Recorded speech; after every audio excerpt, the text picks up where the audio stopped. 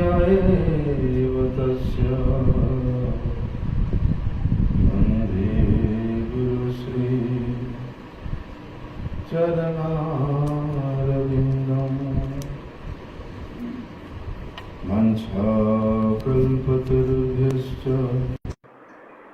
कृपा सिन्धुभ्यैव च पतितानां पावनेभ्यो वैष्णवेभ्यो नमो नमः।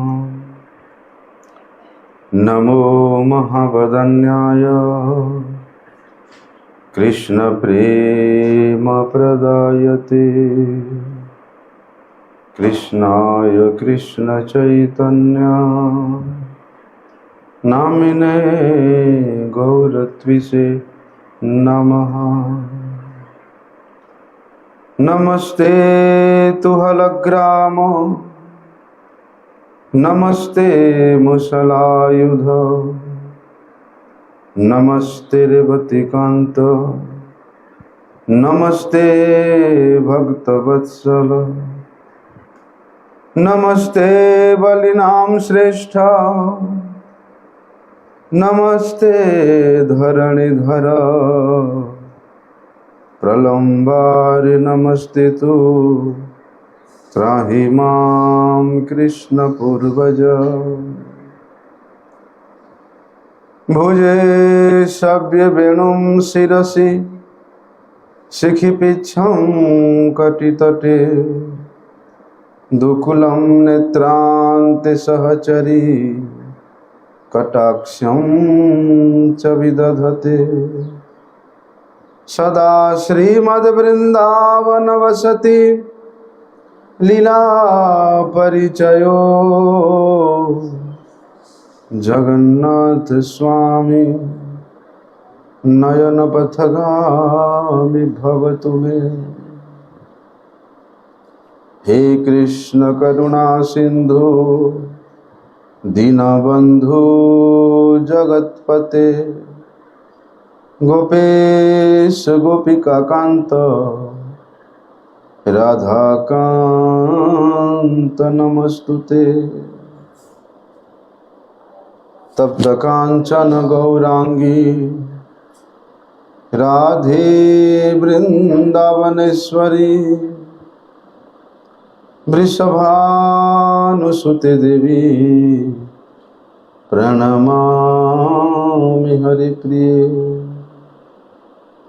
वंदे नंदव्रजस्त्रीणां पादरेणुमवीक्ष्णसः यासां हरिर्कथोद्गीतं पुनाति भुवनत्रयम्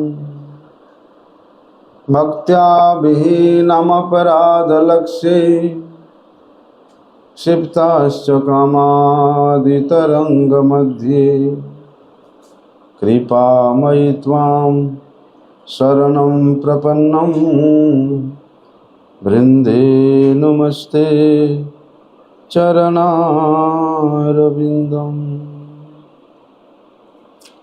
पतितपावन परम करुणामय परम आराध्यतम श्री गुरुपाद पद्म नित्य लीला प्रविष्ट विष्णुपाद परमहंस परिव्राजकाचार्य अष्टोत्तर शत श्री श्रीमद् शिला भक्ति वल्लभ तीर्थ गोस्वामी महाराज जी के श्री अभय चरणारविंद में साष्टांग दंडवत प्रणाम करते हुए उनकी हेतु की कृपा प्रार्थना।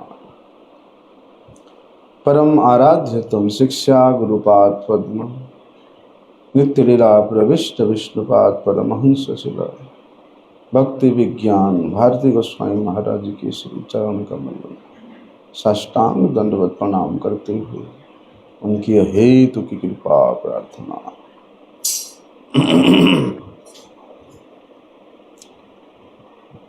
नमामेश्वरम सच्चिदानंद रूपम लसत्कुंडलम गोकुले भ्राजमानम यशोदा भियोलुखलाब्धवमानम परामृष्टम अत्यंत तुदृत्य गोप्या। इन ब्रजवासियों का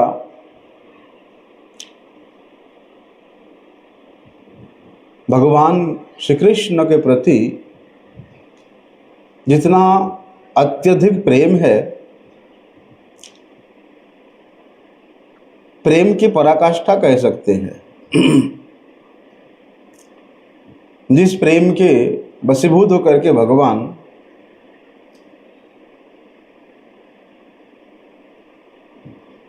इनके अधीन रहते हैं।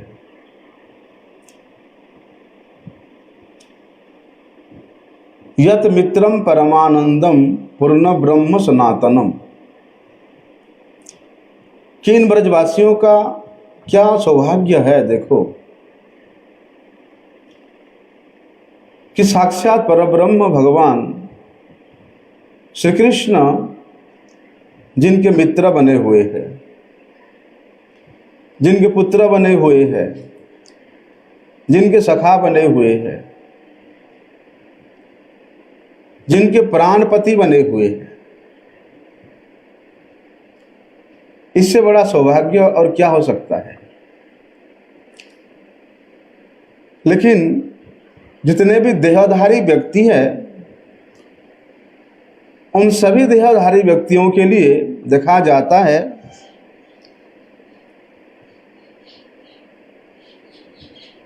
कि वे अपने आप को अर्थात आत्मा को जितना अधिक प्रेम करते हैं, आत्मा के प्रति जितना उनका स्नेह होता है, बोलते उतना स्नेह अपने पुत्र के प्रति, धन के प्रति, परिवार के प्रति नहीं होता है,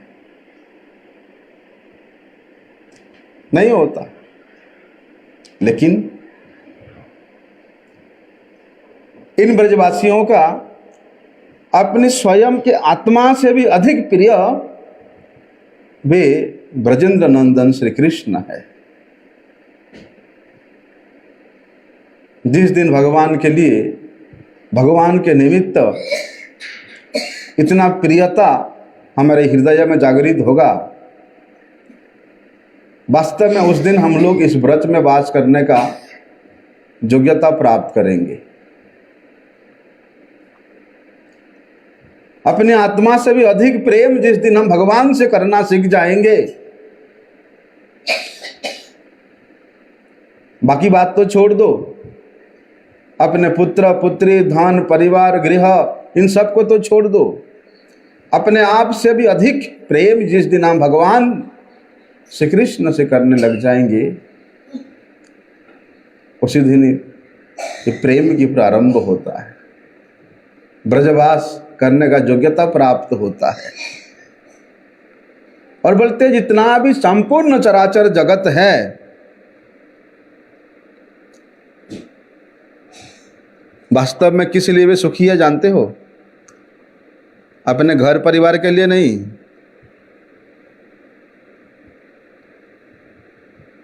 अपने स्त्री पुत्र के लिए नहीं, बोलते आत्मा के हेतु ही वे सुखी होता है। और स्वयं दुख में रहेगा और वे व्यक्ति अपने अनुगत जनों को सुखी रखेगा, ऐसा ये संसार में नहीं मिलेगा आपको कोई। स्वयं सुखी होगा तो वो अपने परिवारजनों को भी सुखी करेगा। इसलिए इस जगत में सुख का एकमात्र हेतु है आत्मा। क्यों? क्योंकि वे आत्मा जिनके अंश है, वे आनंदमय वस्तु है। ये आत्मा जिसका अंश है, वे परम मंगलमय वस्तु है, वे सुख स्वरूप है, वे रस स्वरूप है, वे आनंद स्वरूप है। इसलिए इस आत्मा जिस दिन उस परमात्मा के प्रसन्नता के निमित्त एक एक पल व्यतीत करेगा,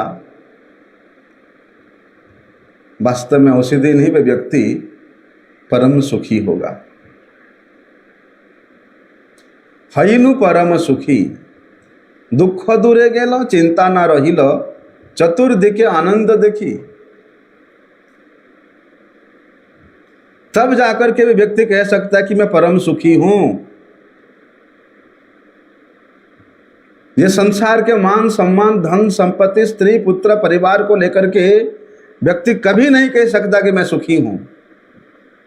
बाहरी दृष्टि से देखने में लगता है कि वे परम सुखी है, कि उसके पास बहुत धन है, भोग की सामग्री है, समाज में प्रतिष्ठा है, लेकिन वे व्यक्ति सबसे ज्यादा दुखी होता है। उसको जाकर के पूछो। इसलिए आत्मा सुख स्वरूप है और परम सुख स्वरूप परमात्मा के प्रसन्नता के निमित्त जिस दिन ये लग जाएगा, उसी दिन ये परमानंद के उस अताल समुद्र में गोता लगाएगा। तो वे भगवान इस जगत के कल्याण पूर्वक यहां अवतीर्ण होते हैं, यहां प्रकट होते हैं, अनेक प्रकार के लीला भगवान करते हैं। इसलिए अनंत विश्व ब्रह्मांड है। उन अनंत विश्व ब्रह्मांड में बोलते हैं ये क्या है? ये भगवान का ही एक स्थूल रूप है। और जिस दिन उस स्थूल रूप अर्थात इस अनंत चराचर विश्व के मूल कारण स्वरूप जीव भगवान को ही अनुभव करेगा, तो भी सर्वत्र सुख स्वरूप भगवान का ही दर्शन करेगा। इसलिए वे भगवान इस प्रकृति से परे है, परम परमेश्वर है, वे सर्व अंतर्जामी परम पुरुष है। वे भगवान सबके हृदय में विराजमान है और वे विशुद्ध ज्ञान स्वरूप भी है और साक्षात भगवान है, साक्षात परमेश्वर है। इसलिए श्रुति भी इस बात को कहती है कि आनंदम ब्रह्मणोपरूपम, कि वो जो ब्रह्म है, वो परब्रह्म है, वो कैसा है, उसका रूप कैसा? आनंदम, आनंद स्वरूप है वो उनका रूप। उनका दर्शन करने मात्र से प्रत्येक प्राणी आनंद में, उनका चिंतन करने मात्र से आनंद है, उनका नाम का कीर्तन करने मात्र से आनंद है, उनके लीलाओं का श्रवण करने मात्र से आनंद है, उनके भक्तों के चरित्र श्रवण करने मात्र से आनंद है, उनके धाम ही आनंद स्वरूप है। इसलिए आनंदम ब्रह्मणो परम, आनंदो ब्रह्मणो रूपम, उनका रूप ही आनंद स्वरूप है। इसलिए सत्यव्रत मुनि क्या कहते हैं कि सच्चिदानंद रूपम, कि वे सच्चिद आनंद रूपमय घनविष्ट विग्रह है। इसलिए तो तमाम श्रुतियां वे भगवान को प्रमाणों के साथ सिद्ध करती है कि वे सच्चिदानंदमय विग्रह है। विग्रह मतलब होता है आत्मा, जो विशेष रूप से विशेष आग्रह युक्त सेवा को विशेष आग्रह से ग्रहण करते हैं, वे है विग्रह। विग्रह मतलब आत्मा, आत्मा मतलब विग्रह। आप दोनों को कोई पृथक नहीं कर सकते हो। इसलिए भगवान साक्षात जब विग्रह रूप में जीव के हृदय में प्रतिष्ठित होते हैं, गुरुजनों के हृदय में साक्षात विग्रह के रूप प्रतिष्ठित होते हैं, वे गुरुजन ही हम लोगों को वे विग्रह स्वरूप भगवान का सेवा प्रदान करने के लिए उनको प्रतिष्ठित करते हैं, उनको प्रकट करते हैं। इसलिए सुखदेव गोस्वामी जी ने एक बड़े सुंदर बात कहा है कि कृष्णम एनम एवेहि त्वम आत्मानम अखिलात्मनम जगद्धिताय स्वप्यत्र देहिवा भाति मायया, कि वे भगवान श्री कृष्ण जितने भी अनंत जीवात्मा है, वे सब के हृदय में परमात्मा के रूप में विराजमान है। क्यों विराजमान है? बोलते उस जीव का कल्याण करने के लिए, उस जीव को आनंद प्रदान करने के लिए। किस रूप में?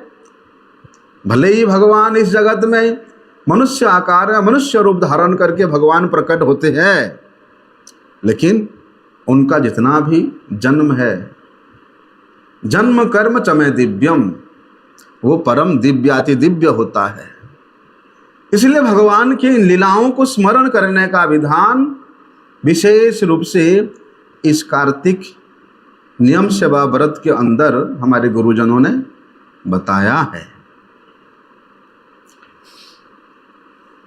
इसलिए भगवान के लीला की चेष्टा इस साधारण मनुष्य जैसा नहीं है। देखने में लगता है कि ऐसा है, लेकिन वे असाधारण है। उनके लीला का एक एक छटा एकमात्र जीवों के कल्याण करने के लिए ही, जीवों के करुणा करने के लिए ही प्रकाशित होता है। इसलिए भगवान की लीला स्मरण करना, श्रवण करना, चिंतन करना, ये प्रत्येक साधक का, प्रत्येक भक्त का परम कर्तव्य होना चाहिए। लेकिन क्या कहते हैं कि भगवान जिस गोकुल में प्रकट हुए, गोकुले भ्राजमानम नमामीश्वरम सच्चिदानंदम, वे सच्चिदानंद स्वरूप तो है, लेकिन वे सच्चिद आनंद स्वरूप कहाँ प्रकट हुआ? गोकुल में। और वे गोकुल कैसा है? बोलते गोप्यो यज्ञ प्रवर्तन्ते, गोप्यो देवा प्रसमुत्थिता, गोभिर्वेदा समुद्गीर्णा षडंगम प्रदक्रमा। बोलते वे जो गोकुल है ये गांव के द्वारा सेवित है, गौओं के द्वारा सेवित है। और उन गौओं का सेवन कौन करता है? गोविंद, गोपाल करता है। इसलिए वे गौ हैं। बोलते उन गायों से ही यज्ञ प्रवर्तित हुआ है, उन गायों से ही देवता प्रकट हुए हैं, उन गायों से ही वेद प्रकटित हुआ है। इसलिए उस गोलोक धाम के स्वरूप भी बोलते गोमाता स्वरूप ही है। इसलिए गोलोक धाम से अवतीर्ण होने के कारण भगवान ये तमाम गायों के इंद्र है, गोपेंद्र है,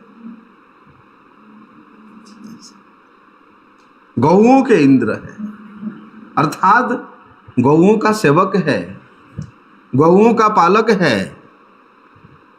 इसलिए ब्रह्मा जी ने एक बड़े सुंदर बात वहाँ कहा कि गोविंदम सच्चिदानंद विग्रहम सुरभुरुह लता आसीनम सततम समरुद गणो अहम तोषयामी।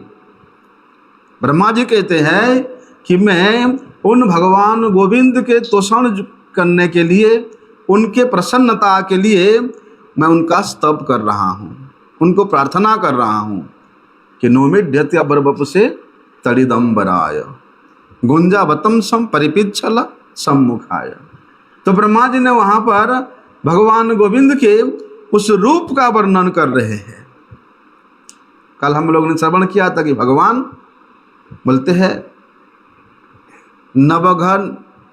नव जलधर घनश्याम है। जिस प्रकार वर्षा ऋतु का मेघ नई नई बादल है, नई नई मेघ धारण किया है और घनश्याम है, ऐसे घनश्याम अंग में भगवान के श्री अंग में विद्युत के मापी झलमल करता हुआ उनका पीतांबर सुशोभित है। और उनके गलदेश में, उनके गला में बनमाला सुशोभित है। हाथ में वे दही और भात का कवल, अन्न का कवल लेकर के विराजमान है। भगवान का नेत्र कमल नेत्र है। और वेणु विषाण श्रृंग ये सब भगवान के श्रीअंग में सुशोभित हो रहा है। और बोलते हैं हमेशा लक्ष्मण श्रीये, बोलते लक्ष्मी जी के आश्रय स्वरूप जो उनका श्री चरण जुगल है वो कैसा है? अत्यंत कोमल है, अत्यंत स्निग्ध है। तो ऐसे सुकोमल चरण से भगवान इस वृंदावन में गौओं के पीछे पीछे यहाँ विहार करते हैं। इस प्रकार भगवान ब्रजेंद्र नंदन नंद महाराज के पुत्र के रूप में यहाँ अवतरित हुए हैं। और इस लीला को प्रकट करते हुए वे अपने भक्तों के हृदय में इंद्र के रूप में, राजा के रूप में, राजाधिराज के रूप में विराज कर रहे हैं, विराजमान है, उनको आनंद प्रदान कर रहे हैं। इसलिए जहाँ पर गौ भूमि और वेदों में प्रसिद्ध है, इन सब को प्राप्त करके जो स्थान अवस्थित हुआ है, वही स्थान में भगवान गोविंद प्रकट हुए और वही गोविंद देव ही है। जहाँ गौ है, गौओं के चारण भूमि है और वेदों में प्रसिद्ध है वो स्थान। गोपति प्रकृतिम विद्यात जनस्तत्व समूहकः अनयोर आश्रितम व्यक्त्वा कारणत्वेन चैश्वरः। वे ईश्वर, वे परमेश्वर है, वे भगवान गोविंद है, जो कि असमोर्ध ऐश्वर्य, असमोर्ध माधुर्य के परिपूर्ण होकर के भगवान इस गोकुल में उन गौओं के द्वारा, उन गोपों के द्वारा, उन गोपियों के द्वारा परिवेष्टित होकर के स्वतंत्र रूप से भगवान यहाँ लीलापरायण होकर के इस अनंत विश्व ब्रह्मांड को भगवान धन्याति धन्य कर रहे हैं। अर्थात ये जो नंद गोकुल है, ये जो ब्रजजन है, ये इतने अधिक मन को हरण करने वाले हैं, चित्त को हरण करने वाले हैं, और उसमें भी ये श्याम मेघ स्वरूप भगवान श्याम सुंदर विराजमान है, इस लीला का विस्तार कर रहे हैं। एक मेडिसिन आ जाए, ले लेना। इसलिए ये जो गोकुल है, ये अनंत विश्व ब्रह्मांड में प्रसिद्ध है। तो कल हम लोगों ने भगवान के इसी मधुराति मधुर रूप का वर्णन श्रवण कर रहे थे। वहाँ क्या कह रहे थे कि गोपियाँ भगवान के स्तव करते हुए उनके रूप का दर्शन कर रहे हैं, उनके रूप का वर्णन कर रहे हैं। कब वर्णन कर रहे हैं कि सुखदेव गोस्वामी जी ने उस वेणुगीत के प्रसंग में ब्रजगोपियों के हृदय में भगवान श्री कृष्ण के जो रूप माधुरी का स्फुरन हुआ था, उसी को सुखदेव गोस्वामी उस रूप माधुरी का वर्णन करते हुए वहाँ कह रहे हैं कि बरहापिडम नटवर बपुः कर्णयोः कर्णिकारं बिभ्रद्वासः कनककपिशं वैजयन्त्यै च मालां रन्ध्नान् वेणुरधर सुधया पूरयन् गोपवृन्दैर् वृंदारण्यम स्वपदरमणम प्राविशाद गीत कीर्ति। बोलते बरहा पीडम नटवर वपुः कर्णयोः कर्णिकारम। वे ब्रज गोपियाँ, वे ब्रजांगनाएं अपने हृदय में, अपने चित्त में क्या देख रही हैं कि वे श्याम सुंदर अपनी सखाओं के, उन बाल गोपालों के द्वारा परिवेष्टित होकर के वृंदारण्य अर्थात वन से वे वृंदावन की ओर प्रस्थान कर रहे हैं, प्रवेश कर रहे हैं। किस समय? बोलते ये गोधूली के समय में। और भगवान के आगे आगे बछड़े हैं और पीछे पीछे गौएं हैं, और गौओं के खुरों से जो धूलि उड़ रहा है, वो भगवान उस धूलि से अपने मस्तक को भूषण कर रहे हैं। और बोलते हैं उनके सिर पर मोरपूछ है, कानों में कनेर का फूल सखाओं ने बड़े सुंदर रूप से लगाया है, और भगवान का श्री अंग तो श्याम सुंदर है, श्याम शरीर है। वे श्याम शरीर पर उनके श्रीअंग में जो पीतांबर चमक रहा है, वो मानो ऐसा लग रहा है जैसे कि सोना चमक रहा है, सोने का पीतांबर चमक रहा है। और सखाओं ने गले में बनमाला धारण कराए हैं। वन में अनेक प्रकार के, विशेष प्रकार रूप से 5 प्रकार के जो वन का फूल होता है उससे निर्मित जो माला, उसको बनमाला कहा जाता है। तो वे 5 प्रकार के फूलों से गुंथित बनमाला, वो भी आजानुलंबित, बोलते गले से लेकर वो नीचे तक लटकता रहता है, घुटनों के नीचे तक, वो भगवान धारण किए हुए हैं। और बोलते इस प्रकार भगवान सुशोभित हो रहे हैं जैसे कि पंडाल में, रंगमंच में कोई सुंदर पुरुष अभिनय करने के लिए नटवर का वेश धारण करता है। नटवर बपुहु कर्णयोः कर्णिकारम, ऐसा सुंदर रूप से, ऐसा नटवर रूप से, ऐसा नटराज रूप से भगवान श्री कृष्ण ब्रजेंद्र नंदन वहाँ चल रहे, प्रवेश कर रहे हैं ब्रज में। और बोलते हैं वो वेणु के, बंसी के जो छिद्र है, उन छिद्रों के द्वारा अपने अधरामृत को भगवान प्रवाहित कर रहे हैं।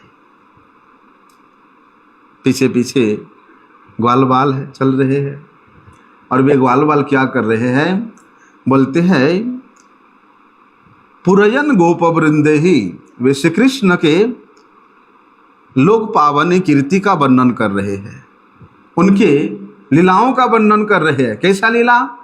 आज संपूर्ण दिन में श्री कृष्ण वन में क्या क्या लीला किया, क्या क्या खेला किया, उसका वर्णन करते हुए वे तमाम सखा ग्वाल बाल उनके पीछे पीछे चल रहे हैं।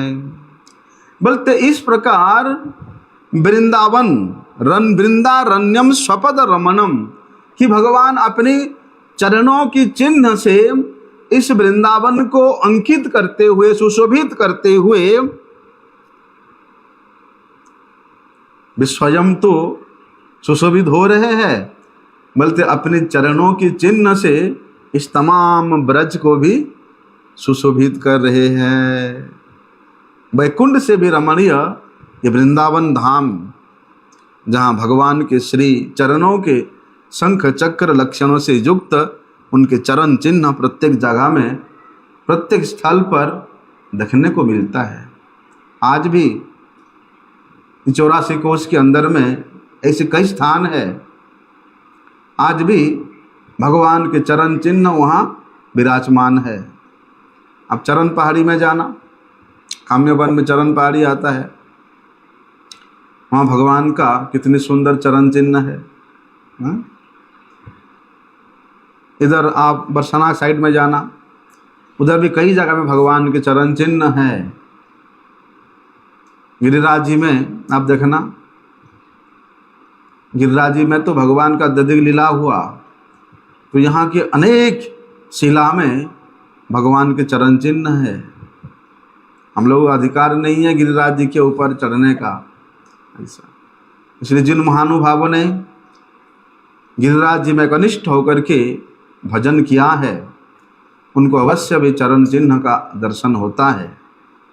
और चरण पहाड़ी में तो सबके लिए सुलभ है। तो सच्चिदानंद रूपम, सत्यव्रत मुनि ने ऐसे जो रूप विशिष्ट ब्रजेंद्र नंदन श्री कृष्ण है, उनका नमामि, उनका स्तव कर रहे हैं, उनको नमन कर, उनको नमस्कार कर रहे हैं। इसके अलावा भी श्रीमद्भागवत में रास पंचदशी के अंतर्गत में भगवान के रूप का वर्णन आता है कि गोपियाँ श्री कृष्ण के उस वेणुनाद को सुन करके, भगवान के वेणुनाद ऐसा एक सम्मोहिनी शक्ति से युक्त था कि वे गोपियाँ ही जानती है। वे वेणु बजाते हैं, लगता है कितना सुंदर सुर है, लेकिन वे वेणु शब्द के द्वारा वे एक एक गोपी का नाम ले ले करके उनको बुलाते थे। तो भगवान के वे वेणुनाद के द्वारा आकर्षित होकर के वे तमाम ब्रजांगनाएं अपने अपने घरों के कार्य को उस मध्य रात्रि में छोड़ करके यहाँ वन में श्री श्याम सुंदर के पास आ जाती है। तब भगवान श्याम सुंदर उन गोपियों को मतलब ठोठली करके उनको कहते हैं, अरे ऐसे मध्य रात्रि में, वो भी अपने घर में पति पुत्र सास ससुर को छोड़ करके तुम लोग यहां आ गए, जाओ वापिस जाओ। दुनिया क्या कहेगा, समाज क्या कहेगा, जाओ वापिस जाओ। तब गोपियां वे त्रिलोक्य सुंदर त्रिभुवन मोहन श्री श्याम सुंदर के रूप माधुरी का दर्शन किया। वे नहीं सुन रहे हैं कि श्याम सुंदर उनको क्या कह रहे हैं, अनेक शिक्षा प्रदान कर रहे हैं, अनेक उपदेश प्रदान कर रहे हैं, लेकिन किसी गोपी के कान में एक भी शब्द नहीं जा रहा है। सबका प्रत्येक इंद्रिय केवल भगवान के वे रूप दर्शन करने में मोहित है। कि कास्त्र्यंगते कलपदायत भेणु गीत सम्मोहितार्थ चरितान चरे त्रिलोक्याम त्रैलोक्य सुमगमिदं च निरीक्ष्य रूपम इजोत गो द्विज मगद्रुमा पुलकान्य बिभ्रन। कहते हैं कि श्याम सुंदर तुम क्या बके जा रहे हो, हमें कुछ पता नहीं है, लेकिन हम इतना जानती है कि ये तीनों लोकों में ऐसी कौन सी स्त्री होगा, ऐसी कौन अधमा स्त्री होगा, मूढ़ स्त्री होगा,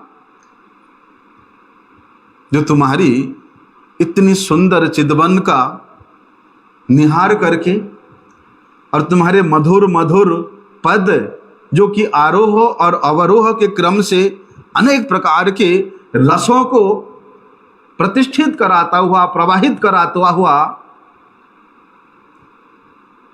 प्रत्येक जीव के हृदय में मूर्छना के भाव को प्रकट कराता हुआ, तुम्हारे ऐसे बंसी के सुमधुर तान को सुन करके और त्रिलोक्यम सौभगमिदम, इस त्रिलोक के सौंदर्य को भी पराहुत करके त्रिलोकी के प्रत्येक जीव को मोहित करते हुए तुम्हारा इस मोहिनी रूप को देख करके भला कोई जा सकता है? भले ही तुम हमको पदाघात करके भगाने का प्रयास करो, भले ही हमको तुम रुष्ट रुष्ट वाणी के द्वारा आघात प्रदान करो, लेकिन हम तुमको छोड़ करके जाने वाले नहीं। अरे तुम्हारे ऐसे त्रिलोक सुंदर मोहिनी मूर्ति को निहार करके, जिसका एक बूंद सौंदर्य इस अनंत विश्व ब्रह्मांड में जो सौंदर्य आप लोग देख रहे हो, बोलते हैं वो भगवान के सौंदर्य के, भगवान के चरणों के नख मणि के अग्रभाग के एक सौंदर्य का छटा मात्र है। तो वे भगवान कितना सुंदर होंगे। और तो और कहते हैं, मनुष्य की बात छोड़ो कि हे श्याम सुंदर, तुम्हारे ये रूप को देख करके वे गौ, वन के पक्षी, मृग, वृक्ष, हिरण, वे सभी के सभी रोमांचित हो जाते हैं, पुलकित हो जाते हैं, एक निमिष काल के लिए तुमको छोड़ के जाना नहीं चाहते हैं। और हम अपने नेत्रों से तुम्हारे इस रूप को निहार करके हम जा सकती है। भले ही हमारे आर्य मर्यादा को वहीं रहने दो, वेद के धर्म को वहीं रहने दो, समाज के नीति को वहीं रहने दो, लेकिन हम लोग तो सब कुछ छोड़ करके आए हैं, लज्जा को छोड़ करके आए, कुल के मर्यादा को छोड़ के आए हैं, और तुम बोलते हो कि चले जाओ। कैसे हो सकता है? देखो, जो भगवान के वेणुनाद को श्रवण करके गोपियां अपने सभी प्रकार के भय को, संकोच को, धैर्यता को, मर्यादा को सब कुछ भूल करके और रात्रि के मध्य रात्रि में इस घनघोर जंगल में उपस्थित हुई है, उसी स्थिति में वे श्री कृष्ण से मिलने के लिए दौड़ती है। वैसे तो गोपियां जब कहीं जाती है ना श्री कृष्ण सेवा के लिए, तो एक दूसरे को बुला करके लेके जाती है। जो उनके प्रिय सखी होती है तो वे अपनी अपनी प्रिय सखियों को बुला करके लेकर चलते हैं, लेकिन यहाँ तो भैया किसी को बुलाने की जरूरत नहीं पड़ा। रात्रि के मध्य भाग में जा रहे हैं और अपने प्रिय सखी को भी नहीं बुला रहे हैं, अकेले बड़े वेग से चल रहे हैं। क्यों? प्रत्येक गोपी क्या सोच रही थी कि श्री कृष्ण केवल मेरा नाम लेकर के मुझे ही बुलाए हैं। लेकिन वे अकेले तो जा रही है, लेकिन वहां जाते जाते देखा कि वहां तमाम गोपियां एकत्रित हुई है। श्री कृष्ण देखते हैं कि ये ब्रज के परम विभूति स्वरूप,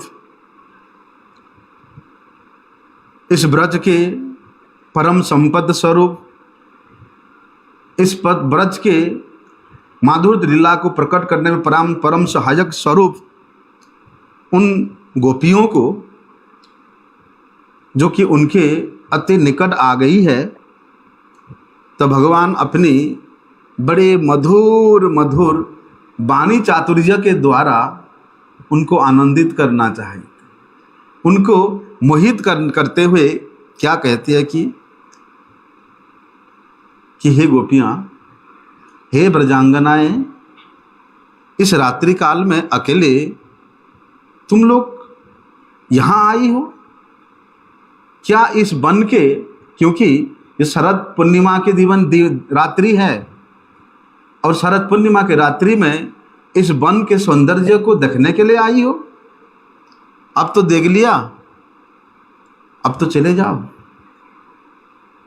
तुम लोग तो कुलीन स्त्रियां हो, भले ही अपने पति कैसा भी हो, बुरा हो, अच्छा हो, भाग्यहीन हो, मूर्ख हो, वृद्ध हो, रोगी हो, कैसा भी हो, बोलते हैं उसका सेवा करना एक पतिव्रता स्त्री का धर्म है। जाओ तुम लोग अपने भाई बंधु, अपने परिवार की सेवा करो। गोपियां सुन नहीं रही है, बोले जा रहे हो जो बोलना है, वे तो निहार रही है। सच्चिदानंद रूपम त्रिलोक्य सौभगमिदं भिदंच विष्णु, भगवान के त्रिलोक महीन उस रूप को निहार रहे हैं। जब भगवान थोड़ी सी अपने रूप को वहां से हटाते हैं, तब अचानक उनको ध्यान आता कि कुछ बोल रहे हैं भगवान। तब गोपियां ध्यान से सुनती है, लेकिन गोपियां थोड़ी सी सुनकर कहती है, ठीक है श्याम सुंदर, तुम अच्छी उपदेश देना जानते हो, अब तुम तो हमारे उपदेशक बन गए, गुरु का कार्य कर रहे हो इसलिए गुरु हो। अब शिष्य का कर्तव्य है गुरु का सेवा करना, इसलिए हमारी सेवा को ग्रहण करो। गुरु हो तो शिष्य का सेवा को ग्रहण करो। हे भगवान, घर में, परिवार में, अपनी पतिपत्र में हमारा जो चित्त वृत्ति लगा था, तुम्हारे उस बंसी निनाद को श्रवण करने के उपरांत और तो यहाँ आकर के तुम्हारे ये त्रिलोक्य मोहन रूप को देखने के उपरांत हम हजार चेष्टा करें तो भी हमारा चित्त वृत्ति वहाँ और लगने वाला नहीं है। क्यों? क्योंकि हमारे चित्त को तुमने चोरी कर लिया है। और बोलते हो घर लौट जाओ, असंभव है। बोले हो घर चले जाओ। देखो, तो श्री सत्यव्रत मुनि ने वे रूपम का अनुभव करके, आस्वादन करके वंदना कर रहे हैं कि नमामि स्वरम सच्चिदानंद रूपम। भले ही सत्यव्रत मुनि ने भगवान के वो रूप का दर्शन करके वर्णन करे, वे बाल रूप का, वे बाल लीला का दर्शन करके वर्णन कर रहे हैं, लेकिन वे लीला में जो रूपम है, जो रूप है,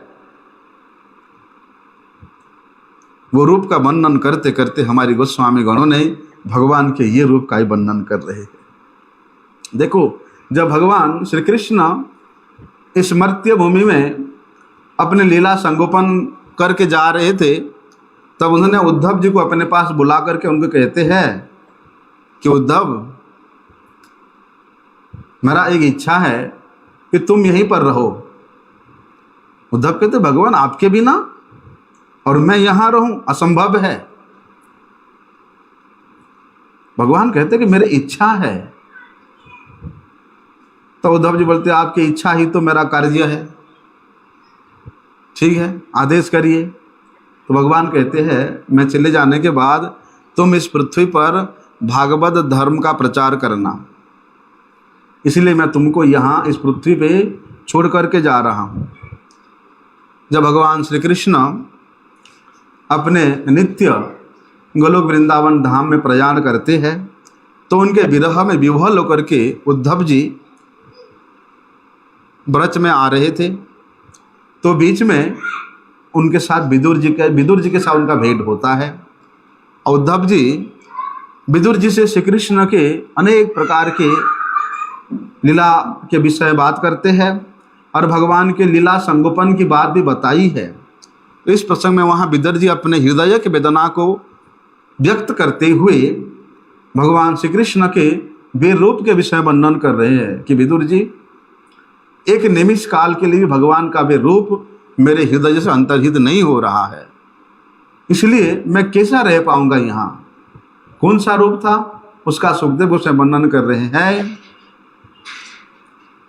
कि यत् मर्त्य लीलोपैकम स्वयोगम माया बलम दर्शयता गृहीतम विस्मापनम स्वस्य चसो बगर्धे परम पदम भूषण भूषणांगम।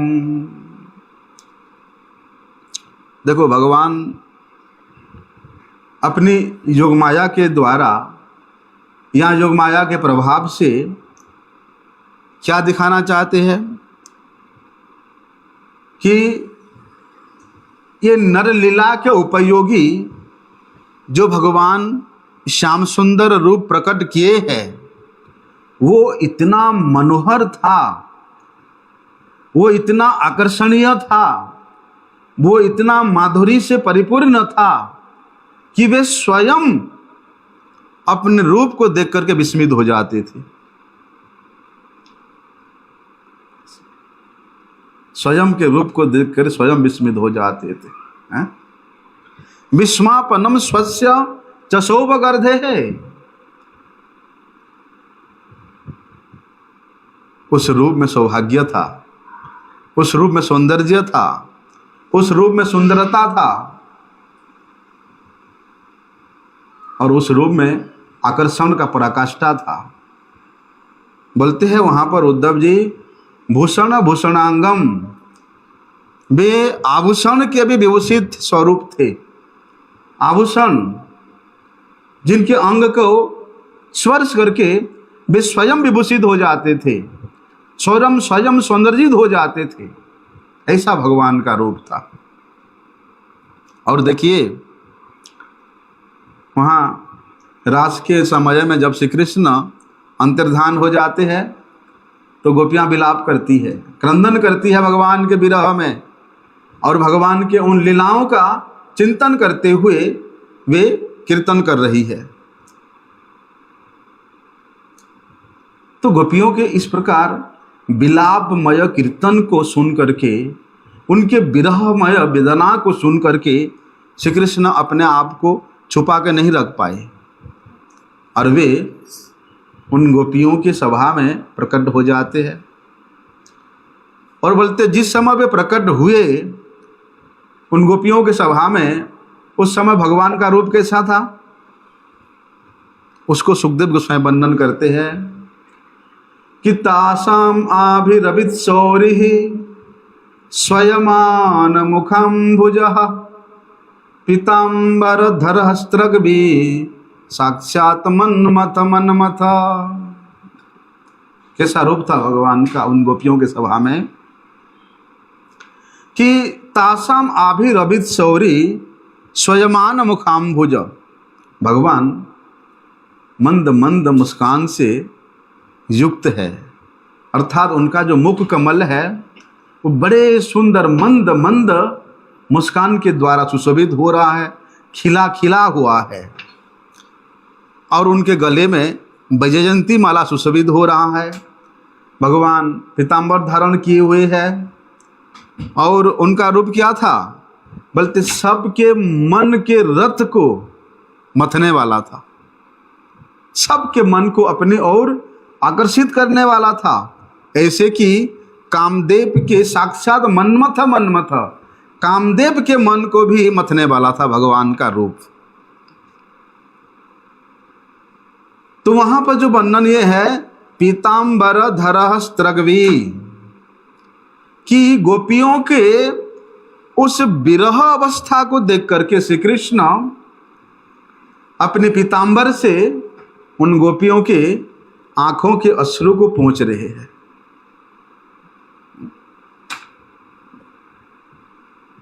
कैसा सौभाग्य है उन गोपियों की। और कह रहे हैं कि हे गोपीजन, तुम लोग तो मेरे अत्यंत प्रियजन हो, अब तुम लोगों को मैं इतना कष्ट दिया, इसलिए भगवान अपने आप को अपराधी मान रहे हैं, और अपने अपराध क्षमा के लिए अपने पीताम्बर से उनके मुख को, उनके अश्रुओं को भगवान पूछ रहे हैं। और जिस प्रकार अपराधी मुख में तिनका लेकर के सिर नीचा करके खड़ा होता है, भगवान इसे अपने पीताम्बर को अपने मुख में डाल करके, मुख में दबा करके, सिर नीचा करके उन गोपियों के सम्मुख भगवान खड़े हैं। तो उस समय भगवान की जो छवि था, वो कोटि कोटि कामदेव के मन को भी मोहित करने वाला था। इसलिए सच्चिदानंद रूपम, सत रूप, अनंत रूप, चित रूप भगवान का कितना पराकाष्ठा संपन्न है, असमोर्धता संपन्न है, उसको कौन वर्णन कर सकता है। इसलिए गोपियों के मध्य में भगवान श्री कृष्ण का ये जो रूप प्रकट हुआ, ये असमोर्ध रूप है। उस रूप में सभी प्रकार के शोभा को प्रकाशित करते हुए, प्रतिष्ठित करते हुए, उद्भासित करते हुए भगवान वहाँ प्रकट होते हैं। क्यों? क्योंकि भगवान के ये जो रूप है, यह असमोर्ध माधुरी है, ये केवल उन गोपियों के निमित्त ही है। क्योंकि उस विरह वेदना में गोपियों के हृदय श्री कृष्ण के लिए इतना अधिक सुंदरता से युक्त हो जाती है कि उनके हृदय के उस सुंदरता को देख करके श्री कृष्ण का भी सौंदर्य उतना ही अधिक द्विगुणित होती है, बढ़ती रहती है। इसलिए भगवान का सौंदर्य निखार करके उनके परिकर जनों, उनके निज जनों के हृदय में वे प्रेम की धारा प्रवाहित होती है। और वास्तव में यही प्रेम ही भगवान के सौंदर्य को बढ़ाता है। जो जितना अधिक, जो परिकर जितना अधिक श्रेष्ठ है, जो जितना अधिक प्रेमवान है, बोलते वो भक्त, वो निजजन भगवान के रूप माधुरी का उतना ही अधिक परिमाण में अनुभव करता है। उसके हृदय में भगवान के रूप माधुरी उतना ही अधिक परिमाण में प्रकाशित होता है। इसलिए सुखदेव गोस्वामी ने वर्णन किया वहाँ पर कि चकाश गोपी परिषद गतोर्चित स्त्रैलोक्य लक्ष्मीकम पदम बबुर दधत, कि हजारों गोपियों के बीच में पूजित होकर के, सेवित होकर के वे भगवान श्री कृष्ण बड़े ही शोभायमान हो रहे हैं। दिव्य वृंदारण्य कल्पद्रिमादः, उस वृंदावन के यमुना पुलिन में कल्पद्रुम के सन्निकट रत्न सिंहासन पर ये तमाम गोपियों के द्वारा भगवान पूजित हो रहे हैं। तीनों लोकों में, तीनों कालों में जितना भी सौंदर्य प्रकाशित होता है, वे सब सौंदर्य भगवान के चरण के नख के अग्रभाग के एक बिंदु मात्र सौंदर्य का केवल एक आभास मात्र है। इसलिए तमाम सौंदर्य के आश्रय कौन है? एकमात्र भगवान है। भगवान नारायण में सौंदर्य अब नहीं, ऐसी बात नहीं है। भगवान नारायण भी परम सौंदर्य युक्त है। बोलते हैं भगवान नारायण के उस रूप से आकर्षित होकर के लक्ष्मी देवी दिन रात उनके चरण कमलों की सेवा में लगी रहती है, किंतु हृदय में ब्रजेंद्र नंदन श्री कृष्ण के माधुरी का जैसे ही स्मरण आता है, श्री कृष्ण के रूप माधुरी को देखने के लालसा से युक्त होकर के लक्ष्मी देवी सोचती है कि गोपियों के साथ भगवान का जो रास है उसमें प्रवेश करने का योग्यता तो मेरी नहीं है। लक्ष्मी देवी बोल रही है, या मुझे प्रवेश नहीं कर दिया जाएगा, इसलिए मैं दूर से ही वहाँ जमुना के पुलिन में बेलवन में बैठ करके, श्रीवन में बैठ करके उस लीला का दर्शन करूँगी। क्या कारण है? कहते हैं, बोलते हैं ये भगवान के जो रासलीला है, रास में उस गोपी समाज में श्री कृष्ण का जो असमोर्ध रूप प्रकट होता है, वो रूप और कहीं भी प्रकट नहीं होता। साक्षात मन्मथ जो रूप है, वो रूप उन गोपियों के समाज में रासलीला के अंतर्गत में केवल प्रकट होता है। वह कैसा है? बोलते वो साक्षात मन्मथ रूप है।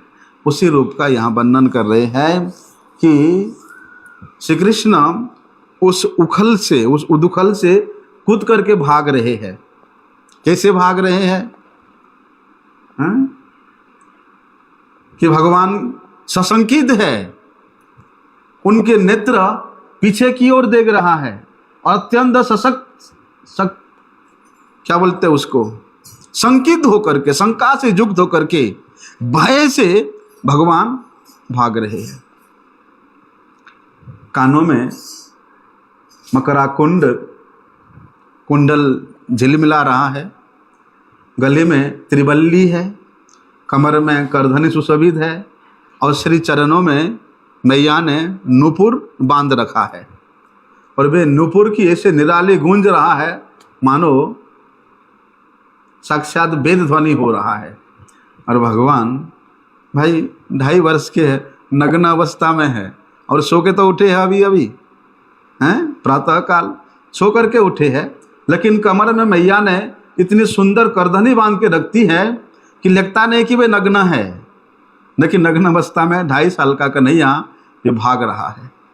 उसी को देख करके वहाँ पर सत्यव्रत मुनि कह रहे हैं कि नमामीश्वरम सच्चिदानंद रूपम लसत्कुंडलम गोकुले ब्राजमानम यशोदाभियोलुखा लाब्धवमानम परामृष्टमत्यंत तो धृत्य गोप्या। वे गोपी, वे यशोदा द्रुत गति से उस तिलक्य सुंदर भगवान श्याम सुंदर के पीछे पीछे भाग रहे हैं। द्वितीय श्लोक हमसे कल से श्रवण करेंगे।